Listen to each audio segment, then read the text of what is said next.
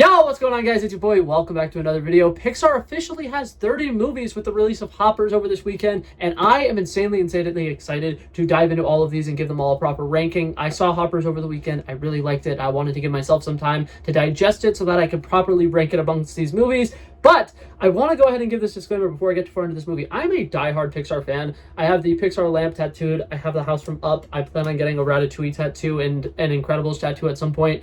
These are movies that have really shaped my life in a lot of different ways, shapes, and forms. And so it's really hard for me to rank these movies because, in my opinion, Pixar is the most consistently good movie franchise that's out there. I think that of their 30 films, I would say at least 25 of them are good. And the top 20 really are great movies. They're all movies that I would have at like 4 stars or above. So it's really hard for me to make this ranking video. It's going to get a little dicey. I can see a lot of people disagreeing with me, so feel free to leave your rankings down below. But without any further ado, let's dive into this ranking, shall we? Alrighty, and in dead last place, we have the movie Lightyear.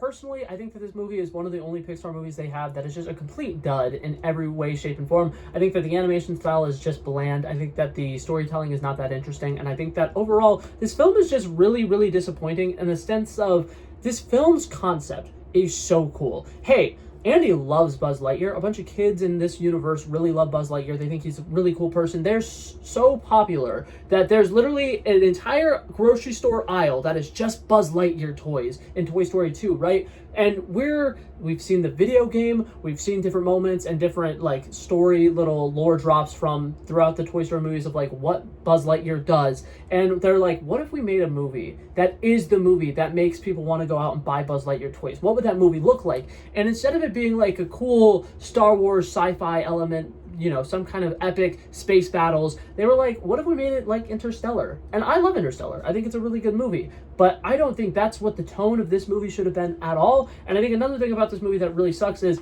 this movie has a solid first act that I really enjoy. I think it has a lot of really cool emotional elements. I think that they don't give us enough time to breathe with those emotional elements, but they're cool and they're a really interesting concept. And then the third act, really good. There's some twists that are kind of interesting. There's some action sequences that are really fun. The entire second act of this movie is so boring. There's nothing really eventful happening throughout the entire time. And so it's really weird to watch because it's like, really good, nothing.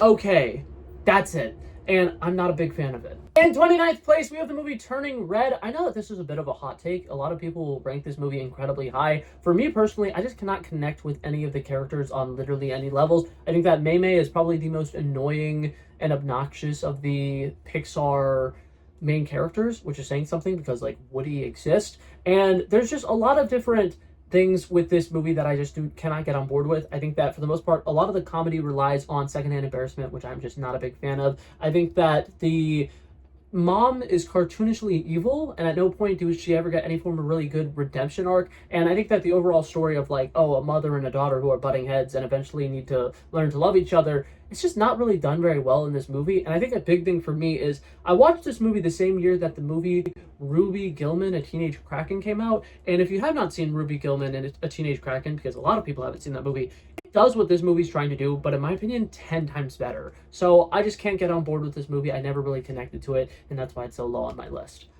Coming in 28th place, we have The Good Dinosaur. Personally, I'm a really big fan of this movie. I think that this is a very comforting movie. It's one that's really nice to rewatch. But I think in the grand scheme of Pixar movies, it's just an incredibly basic movie. I don't think that this movie has any emotional beats that are incredible and are going to like really stick with you like some of these other movies will. But I also think that it's funny for the most part. You have a really good time with it. And if you like a little action adventure with, you know, two characters who can't really communicate with each other, you get that in this, and I think that it's fun. But like I said, it's just a very generic dinosaur movie, and when you come to a Pixar movie, you kind of expect a bit more than that. So in the grand scheme of things, it's a little underwhelming, but I don't think it's bad. Alrighty, and coming in 27th place, we have Toy Story 4. Here's my thing about Toy Story 4. A lot of people are very quick to be like, oh, this movie shouldn't exist. Oh my god, they should have never made a sequel. Oh my god, Toy Story 3 was the perfect ending. And to that, I say, I kind of disagree with you. I think that it kind of makes sense. Toy Story 3 was the ending of the Andy trilogy, and what this movie needed to be was a movie that introduced us to Bonnie, introduced us to the connection that she has with these toys, and kind of start building up different relationships so we can kind of understand that, like, toys have more of a purpose than just, like, having their one kid, and that's it. And I kind of like the concept of, oh, when you're done with your toys, give them to somebody else so that they can be enjoyed by other people. I'm somebody who, I'm a hoarder, right? But when I saw Toy Story 3 and the way that that movie ends, it kind of changed my outlook on it. And every once in a while, I'll be looking at any random toys that I have, and I'm like, let me go donate these right now. And I think that that's great. So I was really hoping that with Toy Story 4, we'd get to learn at least a little bit about Bonnie and the connection she has with these toys, the importance of these toys being in her life. And that's not the route this movie goes at all. In fact, the route that this movie goes is significantly worse. And it's part of the reason why I don't like this movie very much. I think that it does feel incredibly unnecessary. And this is coming from somebody who was like, yeah, this movie deserves to exist. I think that Toy Story 4 should be a thing. And then they did what they did with the movie, which was not really give it a reason for existing, and I don't like it. It's a very boring movie. I think that all of the comedy is really annoying. Forky is terrible. I hate almost all of the toys that we meet in the antique shop, and it's just not a great movie. Okay, now in 26th place, we have Finding Dory. Personally, when this movie first came out, I actually was really high on it. I think that the comedy in it is really good. I think it's still to this day one of the funniest Pixar movies. I really like the fact that we get to see Nemo and Marlin interact, and I like the world-trotting kind of elements of this film, but the Ellen DeGeneres of it all kind of ruins it for me. I really don't like rewatching this movie. I think that some of the jokes really do not play well on a rewatch, and I think that the way that this movie kind of is almost exactly like Finding Nemo, but like instead of the aquarium being, you know, the tiny little fish tank in a dentist shop, now it's a bigger aquarium. And then the little adventure with Marlin and Nemo, I feel like never quite reaches the highs and the excitement levels of the original Finding Nemo. So this one really does just feel like it's reheating the nachos of Finding Nemo, and it never quite reaches the highs of Finding Nemo. In 25th place, we have the movie Toy Story. I know a lot of people are really high on this movie. I cannot stand What? Already coming in 25th place, we have the original Toy Story movie. I understand a lot of people really like this movie, and a lot of people like to give it credit because it's the first Pixar movie, and it's the start of this franchise, and they really needed this movie to do well so that they could continue to grow and expand as an animation studio. I get that. I cannot rewatch this movie. And part of the things that I'm ranking these movies on is their rewatchability. The animation for this movie is so terrible. And it is one of those things where it's like, with them constantly making live action remakes, and with them constantly like going back and like re-editing different movies to make the CGI better, which is a thing that they're doing on Disney Plus. You can like look that up. That's something they've been doing. Reanimate this movie. Reanimate the original Toy Story movie, and I guarantee you I probably would be able to rank it higher on this list. It just is pure nightmare fuel. I think that all of the characters look incredibly unsettling, and I think that for the most part, the story is just very basic Pixar. It's kind of like the Pixar formula a little bit of you have two characters with opposite personalities having to go on an adventure together, and Woody and Buzz, in my opinion, just aren't as interesting in this first movie. I think that for the most part, Woody takes way too long to get his character development, and I just honestly can't stand that. Coming in 24th place, we have the movie Cars. This was my favorite movie as a kid. So the fact that it's not even in my top 20 tells you how much I really like Pixar movies as a whole, because this movie should have a special place in my heart. And honestly, I still tear up at some of the sequences, like the scene where at the end of the movie, Lightning McQueen pushes Strip Weathers. For some reason, I like really blanked on his name for a little bit. But whenever he pushes the king to the finish line and he tells him that thing about like, it's just a cup. Incredible, really good. The sequence where we get to see the flashbacks and we see the montage of over the years, the highway completely ruining this small town, and the way that like rural America is constantly being ruined because of mass infrastructures like highways and stuff like that. It is incredibly emotional, and I do get a lot of the emotional beats in this movie really hit well for me. But at the end of the day, the plot for this movie is basically the plot of a Hallmark movie where a really big hotshot gets stuck in a small town, falls in love, and then goes back to the thing that he does, but now as a better person. And it's good. I do think that the character arcs are great. The reason like cliche storytelling exists like that is because it is good. I can't rank it any higher than this because it is a very basic premise. Coming in 23rd, funnily enough, I have a tattoo for this movie. We have the movie Up. And here's my problem with the movie Up. The first 10 minutes of this film is so incredible. It's probably one of the best scenes that Pixar has ever done, and it will probably always be one of the best scenes Pixar's ever done. The score for the first 10 minutes is absolutely incredible. The entire, like, going through the life of Carl and Ellie is so good. And in my opinion, the rest of the movie never lives up to the height of that. And I think that that's probably the main reason why every time I rewatch Up, I kind of have a hard time, like, once we get to, like, the middle and the third act of this film, because it's like, it never gets the same emotional beats, and part of me is like, this movie almost would have worked better if the first part was just a short film, and that was it, and that was like a Pixar short, and then there was a completely different story for the rest of the movie. And I know that's a hot take. I know some people really like the villain in this movie. I know some people really like the adventure that happens in this film. I just can never get quite on board with it. And in my opinion, it's just upsetting that the first 10 minutes are so good and the rest of the movie is more blah. Coming in 22nd, we have Incredibles 2, which personally, I do like this movie. I think that there's a lot to really enjoy about this movie. I still think that the family dynamic is really great. I think that the stuff with Mr. Incredible having to step in and be a dad is fun. It is very great, and I kind of like it in the sense that, like, it does a good job of kind of showing that, like, mothers are the unsung heroes of families. Like, they literally are the best. Mothers handle so much, and it's honestly impressive how they're able to do everything that they do. It's great.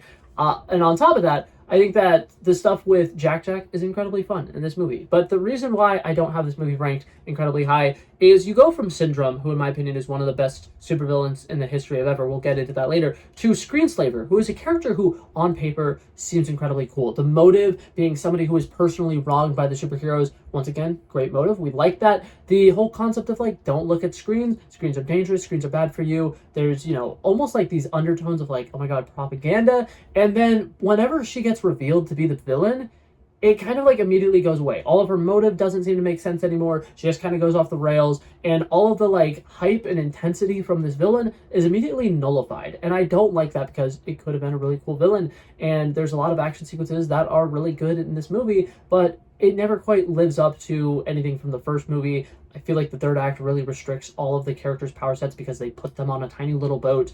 And there's just a lot of elements that I feel like could have just barely made this movie just a little bit better.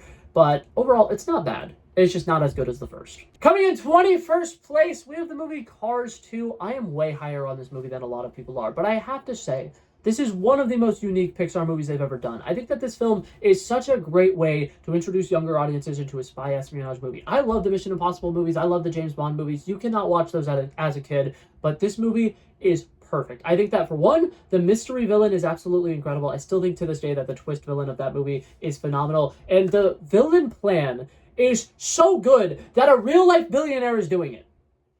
I'm not going to dive too deep into politics, but, like, Elon Musk basically did the thing that they do in this movie. They make an alternative version of fuel, and then they start blowing up people so that they go back to gasoline. That's essentially what Elon Musk did. He bought an electric car company, Tesla start exploding, and then you find out that he's secretly best friends with a bunch of people who own a bunch of oil companies, and now people are going back to gas cars. That's crazy. It's crazy how that works.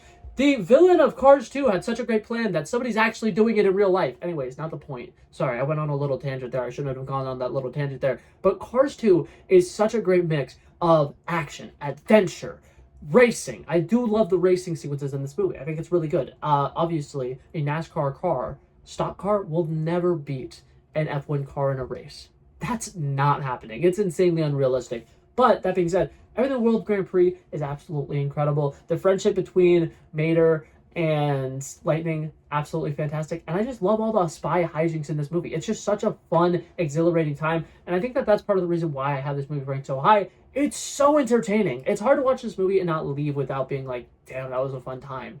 And that's good. It's great. I really enjoy it. So yeah, that's why I really like this movie. I think it's a good time.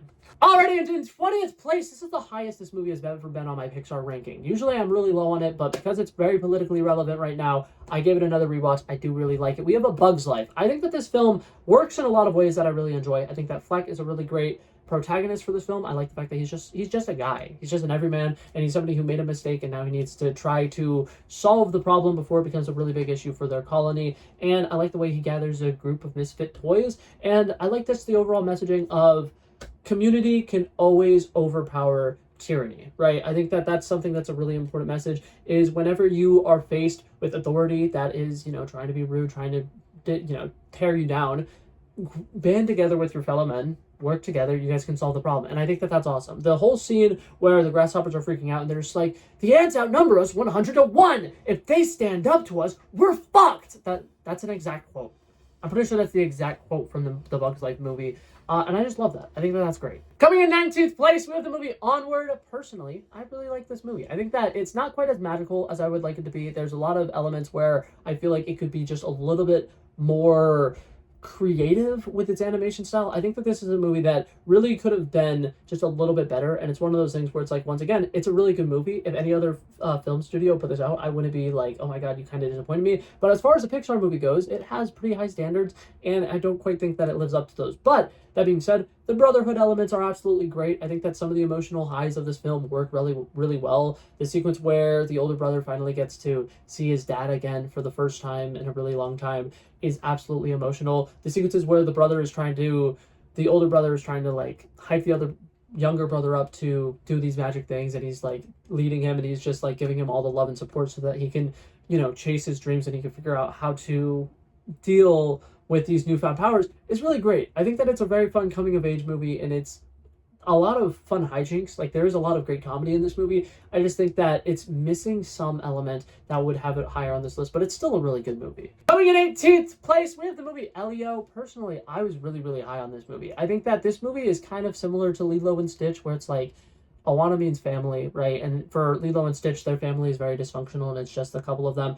Elio does essentially the same thing. If you haven't seen the movie Elio, it's just Elio and his aunt. And whenever they revealed that in the movie, that like that's not actually his mother, I got so emotional. I immediately was like, oh, I'm not going to be able to handle this. This kid is lonely, and he thinks that nobody loves him, and he thinks that nobody cares about him, and he's constantly looking up to the stars for companionship. And they tied that into the old question we used to have about, are we alone, like in the universe?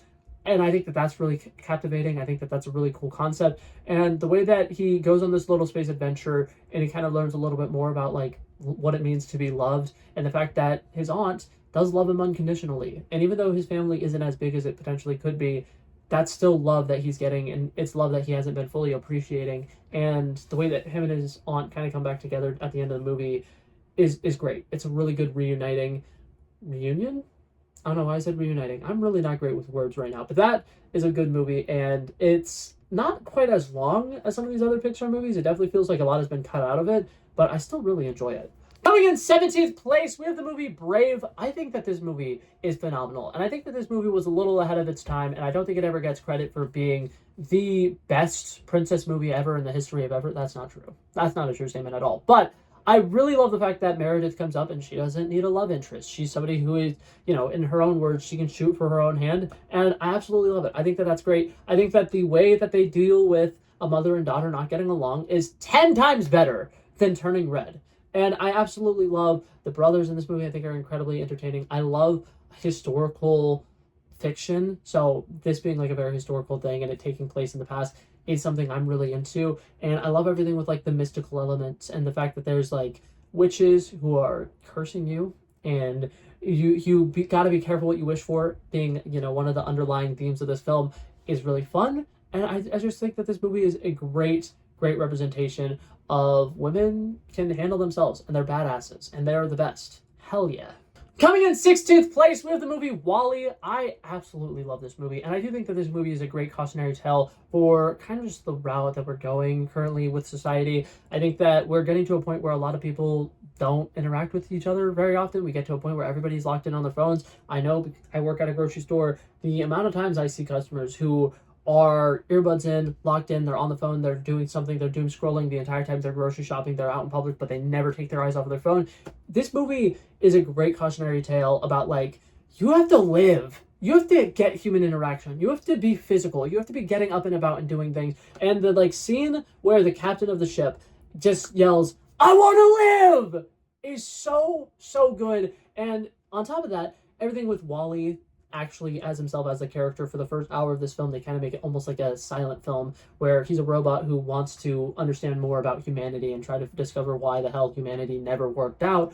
I think that it's really great, and I absolutely love the overall story of this movie, where it's like you can be the change you want to see in the world. That's kind of like what WALL-E does in this, and he's able to save humanity, and I think it's beautiful. This movie is incredibly emotional. The love story between WALL-E and Eve is adorable. I absolutely love it. Fun fact about me, I cosplayed as WALL-E for Halloween last year. That was my Halloween costume. I was really proud of that, actually.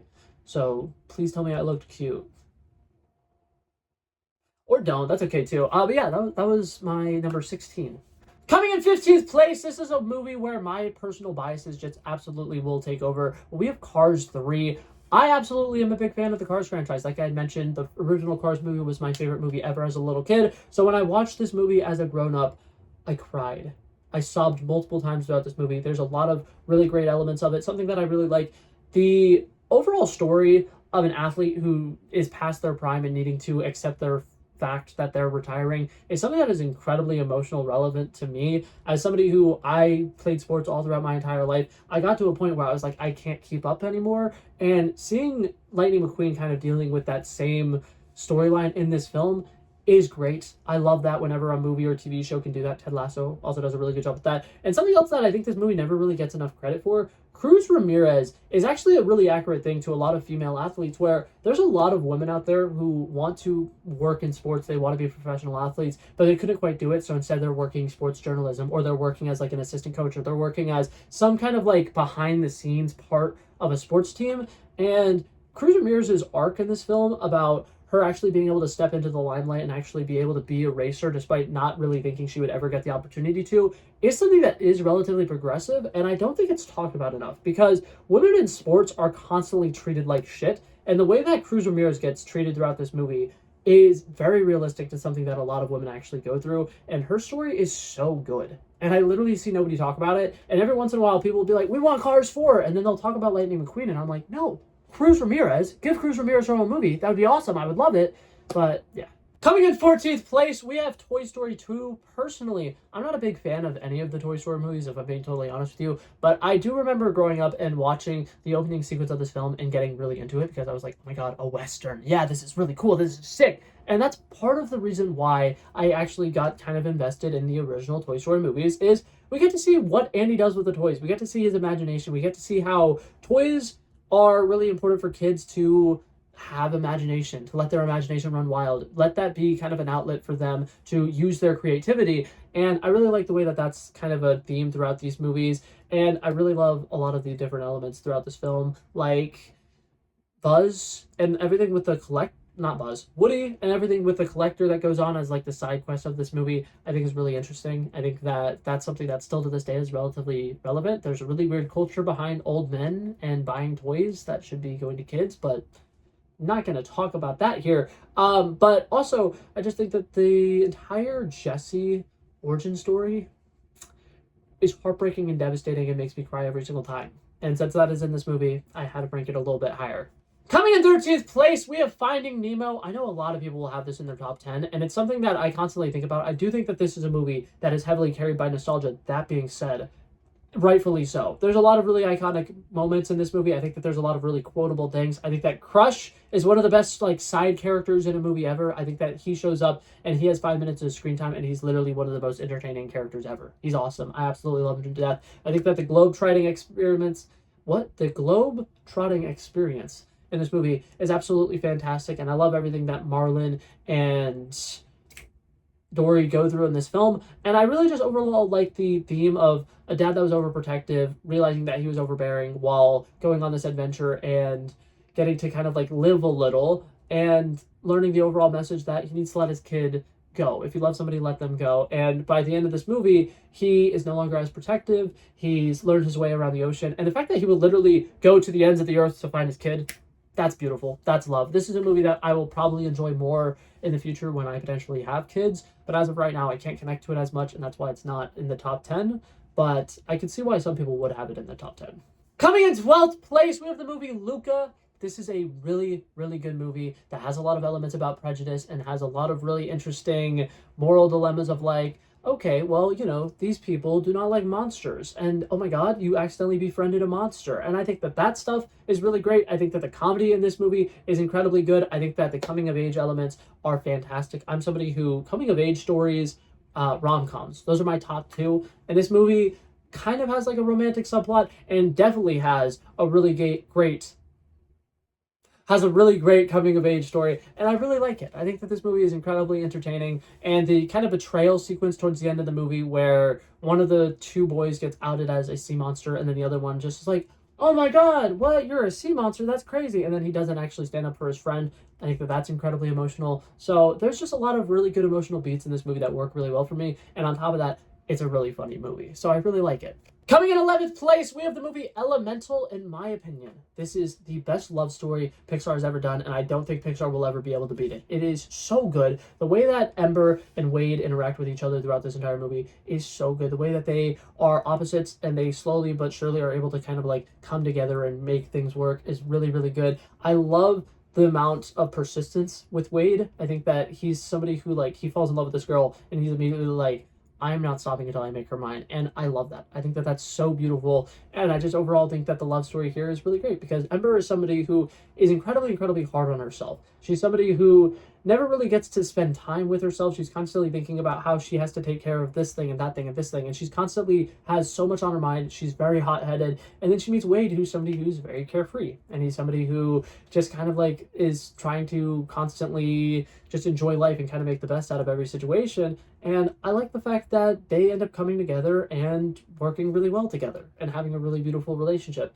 So overall, I really like that. I think that the symbolism with the immigration story in this film is also incredibly, incredibly good. And the scene at the end where they bow, where Ember bows to her father, so good. Made me tear up. Incredible. I really enjoyed this movie. Alrighty, and starting off our top 10, this is a movie that's actually also the highest it's ever been on my list. We have the movie Soul. Personally, when this movie first came out, and a lot of people were like, oh, this movie's life-changing. Oh my god, you gotta go watch this movie. It's gonna absolutely change your outlook on life. You're gonna totally have your mind blown. And then I went and I watched Soul, and I was like, oh, you know, it's just a stereotypical formulaic Pixar movie where two characters with different personalities have to go on an adventure together. But now that I've rewatched this movie, and I've kind of had, you know, on and off depression in the past, this movie's good. Yeah, this movie gives you a lot of existential dread. I will say, I do think Joe is one of the least interesting Pixar protagonists. I think that he's a really hard character to connect to. He's somebody who really cares so much about music, and that's the only thing he ever really cares about. And he's constantly just kind of like making other people feel bad that they don't care as much about this thing that he cares about. And he's kind of driving away some of the people who should care about the same thing as him. And his outlook on life, he's a very self-absorbed individual. And I think that that actually is a very interesting meta commentary that this movie makes, is whenever Joe is out of his body, right? And instead 22 is in his body and she's kind of experiencing things through life. She's finding the joy in everything. She really loves pizza. She thinks that that's absolutely awesome. She is enjoying the fact that when she goes on the subway, she kind of like moves around a little bit. She thinks that that's really cool. The grates that have the air going up, she gets excited about that. And she's asking people a bunch of questions about everything. She's curious about everything. And she wants to know more about the world around her. And I think that that's such a beautiful thing. And it's such like a great, this is the meaning of life. We're supposed to be learning things. We're supposed to be constantly learning new information, sharing new information, interacting with people, having a sense of community. That's what life is all about. And I really like the way that Joe kind of has this realization throughout this film that, you know, this entire time Joe thought that his barber always wanted to be a barber. He thought that that's what he was passionate about because the only thing Joe ever does is music, because that's the only thing he's passionate about. And the way that he finds out that life finds a way to bring you to something that works out for you, right? And the barber, he really wanted to be a veterinarian, but it didn't really work out that way. And now he's a barber and he's loving it. He thinks that it's great and he's glad he's to be a barber. And they had this really personal, deep conversation. And Joe's reaction to, oh my God, this whole time I thought that everybody around me was doing the things that they loved and they were only ever doing the things that they were passionate about. But other people don't have a spark. They don't have like their whole mindset and life doesn't revolve around one thing.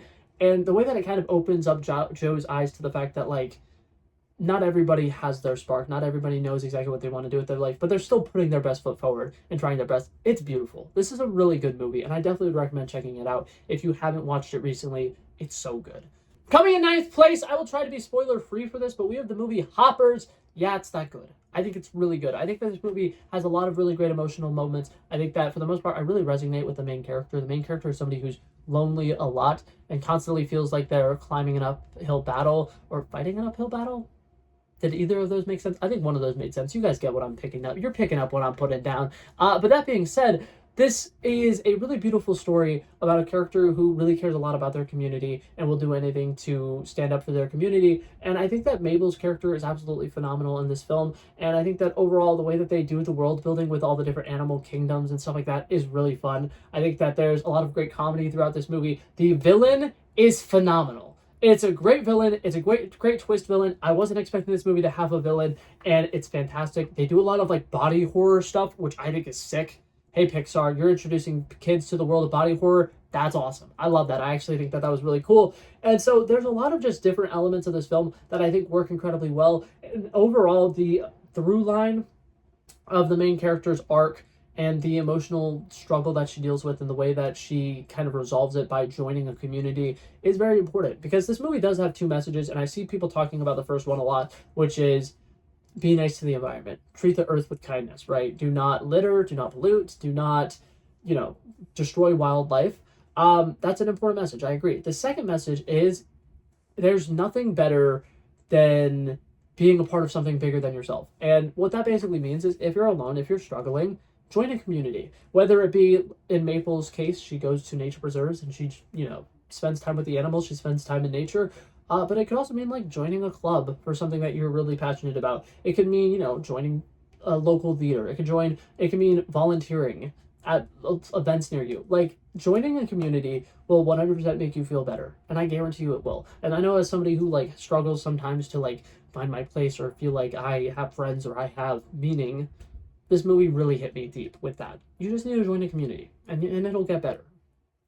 I promise. Coming in 8th place, we have the movie Inside Out. I think that there's not a whole lot to say about this movie. This movie has an incredible concept that is done incredibly well. It has an incredible voice cast. It's incredibly funny. And I think that overall, the way that they kind of developed this world building inside of the head is incredibly, incredibly cool. And the overall message of, you got to take the good with the bad. Happiness is very, very important, but you can't only be happy all the time. You have to deal with the sadness to be able to appreciate the happiness a lot more. And all of your emotions are working together. That's the big thing that you take away from this movie, is that every emotion is a good emotion, and you need to have every emotion, because if you don't have every emotion, you're not inherently human. Having emotions is inherently human. And I really love this movie. I think that this movie's awesome. I think that Riley's a great protagonist, and I think that the way that they set up this world building as like, oh, people are just like little robots and there's the emotions that are controlling them, that's fun. That's just so fun. Coming in 7th place, we have Toy Story 3. Lotso is a great villain. I gotta go ahead and say that. I'm a very big sucker for a really good villain. If you have a really good villain in a movie, my rating for it's gonna go up a lot. But Lotso's a really good villain. The stuff with Andy passing on his toys to Bonnie, I think, is incredibly emotional. And I think that the fact that this movie has a prison break sequence in it is absolutely fucking incredible. The sequence with the incinerator, where they all kind of accept that they're all gonna die, but they're like, it's okay if we're dying together. That's incredibly emotional. And everything with Barbie and Ken in this movie is so ahead of its time. Barbie, my feminist icon, I love you. You are incredible. That movie was the Barbie movie before the Barbie movie came out, and I think that everything with that character and that character's development is so fun. I absolutely love that, and I think that Barbie joining the toys in the Toy Story movies was such a great idea. That was the right move, and they absolutely nailed it. Coming in 6th place, we have the movie Monsters, Inc. I think that Mike and Sully might be the best duo in all of the Pixar movies. I don't know if that's a hot take, but personally, I will say that Mike and Sully are the best duo in all of the Pixar movies. I think that this movie is absolutely incredible. I like the fact that, once again, kind of like dealing with some of the like prejudice vibes, where it's like they assume automatically that every human is bad and toxic, and then eventually they learn humans actually are not bad, and we probably shouldn't have been treating them as poorly as we have. We shouldn't have been tormenting them for literally centuries. Hey, that's kind of insane. They've been tormenting people for centuries so that they could use their screams as energy.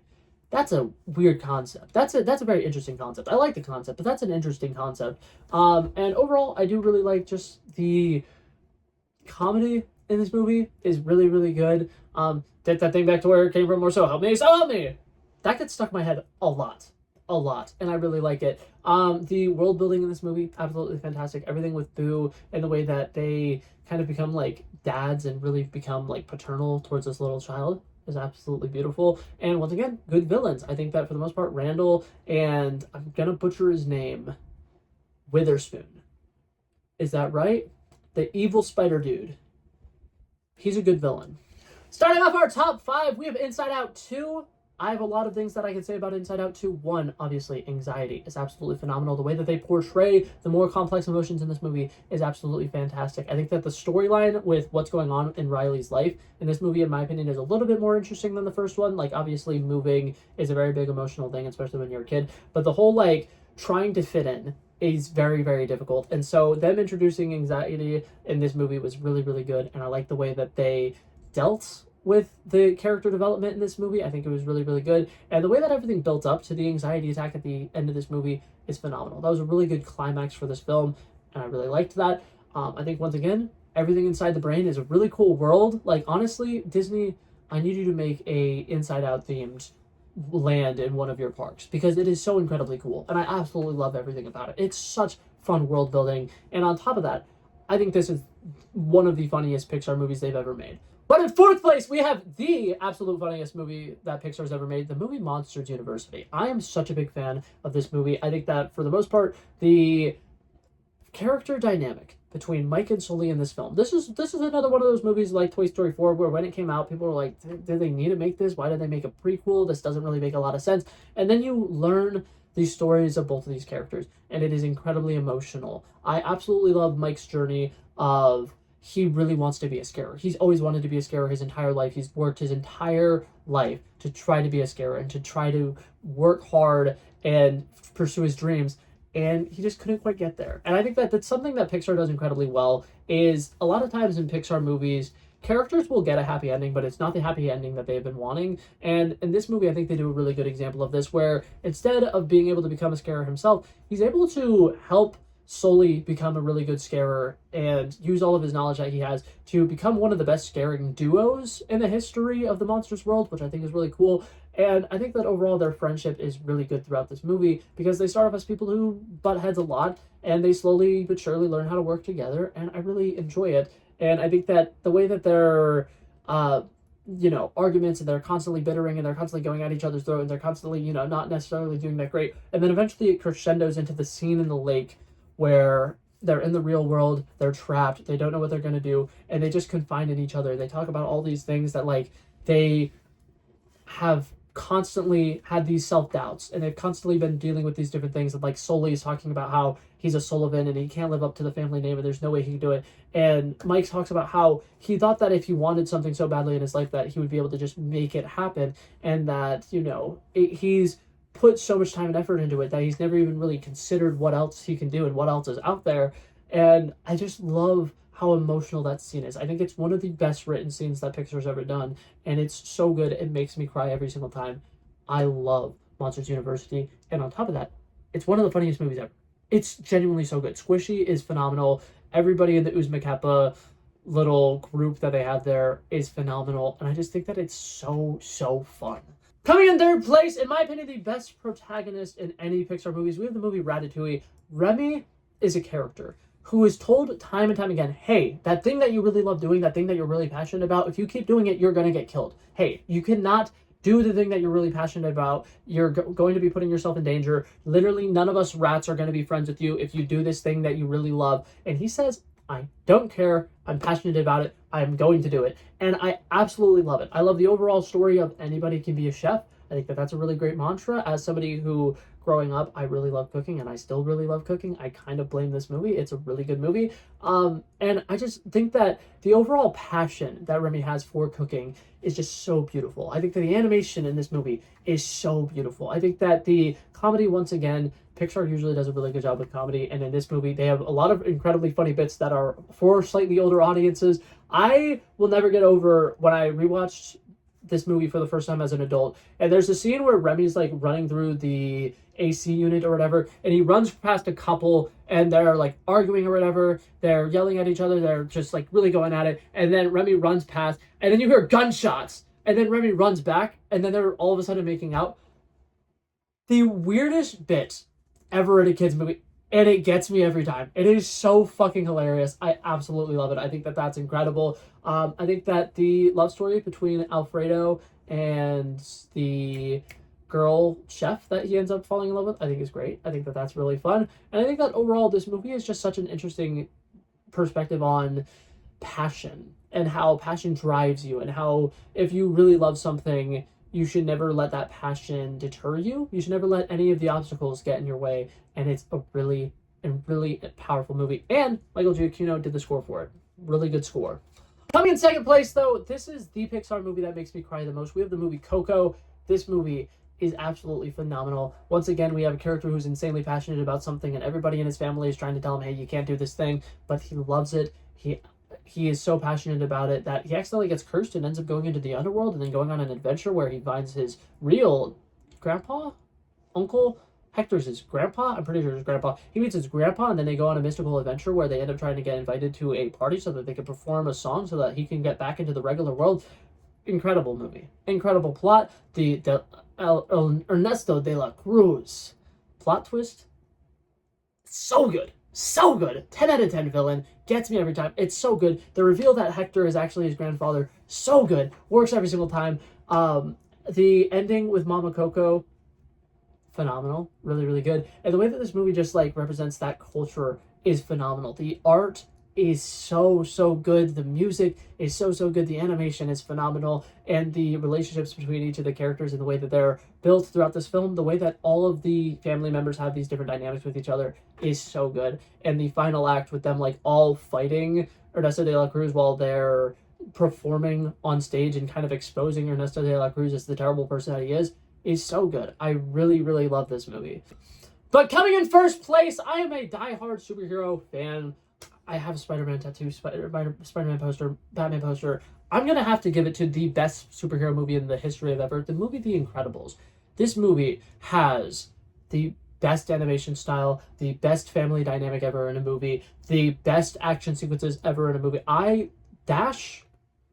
Dash's running speed scenes are still the best Quickster speeds scenes we've ever had in a movie ever, and I will die on that hill. He's too fast for the camera. He just and then the camera literally misses him because of how fast he is. That's incredible. That's awesome. The introduction to Edna Mode, the introduction to the secret organization that is, you know, giving all the superheroes their secret identifications and all these different things is awesome. Syndrome commits a genocide in this movie.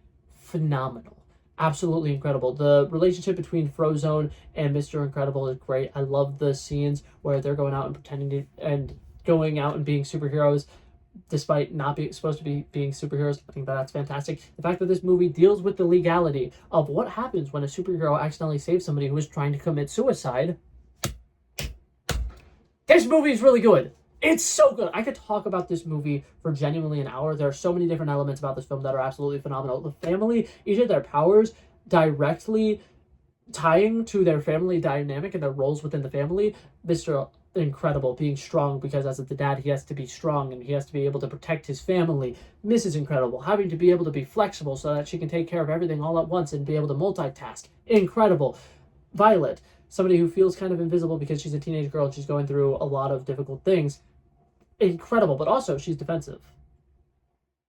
First daughters, they're always defensive. They really are. They every first daughter I've ever met, they are incredibly defensive. Hey, I love that. That's awesome. Good for you. Dash, having to be very quick because he's the little child who has the ADHD. I love it. It's absolutely incredible. And Jack in this movie, absolutely fantastic. I love pretty much everything about this movie.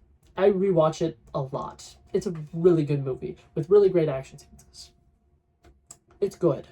I really like it. I'm gonna not dive into it too much because I think I've said a lot of the little itty parts about it, but I really enjoy this movie. And something else that I do like about this movie as well is you can go and if you have the movie on DVD or you can find it on YouTube now, they have files for every superhero that existed in their like government database.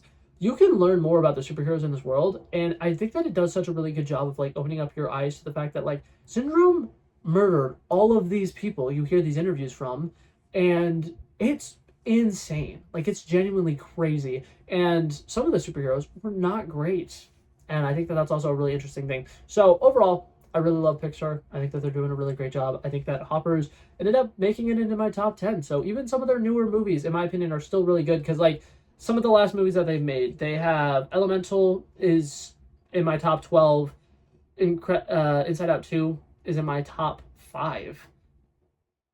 Hoppers is in my top 10. So a lot of the movies that they've came out with relatively recently are in my top 15. So I think that Pixar is doing a relatively good job. I think that they're going to be okay. Elio, obviously wasn't as high, but I think that that movie had some behind the scenes things that didn't necessarily work out. And it's also a character that I don't think I necessarily would connect with as well as some of these other characters. But overall, I still really love Pixar. This was a fun video to make and a fun ranking to make. I hope you guys enjoyed this video. Hopefully, if you liked it, you feel free to like and subscribe, and I'll hopefully see you guys in the next one. Peace out. Bow, bow, bow.